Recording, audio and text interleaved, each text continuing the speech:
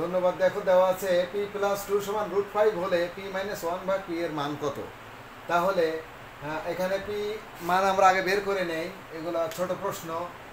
p+2 সমান √5 বা p সমান √5 - 2, p এর মান আমরা পেয়ে গেছি। এখন 1 ভাগ p এর মান পাবো। তাহলে এইটা 1 ভাগ p সমান 1 এর নিচে √5 - 2।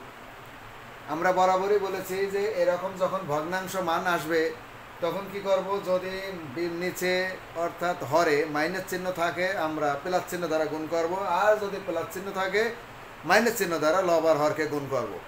অর্থাৎ √5 - 2 আছে, আমরা √5 + 2 দ্বারা লব আর হরকে গুণ করব।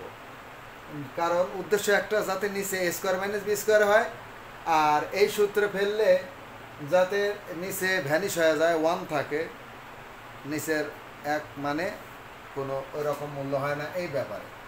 তাহলে 1 গুণন √5 + 2 দ্বারা গুণ করতেছি আমরা লব আর হরকে, √5 + 2 আর √5 - 2। তাহলে দেখো উপরে যা আছে তাই, √5 + 2 আর নিচে a² - b² এরকম। তাহলে √5 + 2 এখানে 5 - 4 মানে কি 1 এর দাম নাই, তাহলে √5 + 2 1 আমাদের কিন্তু কোনো নিচের 1 কোনো কাজে লাগবে না। এখন আমরা এই জায়গায় মানটা বসিয়ে দেব। মানটা বসিয়ে দিলে কিন্তু আমরা পাচ্ছি কি লেখা আছে, p-1 ভাগ p। তাহলে p এর মান আমরা এখানে আছে √5 - 2 -1 ভাগ p এর মান মাইনাস দ্বিগুণ করলে -√5 - 2 -√5 - 2 এটা কেটে গেল -4।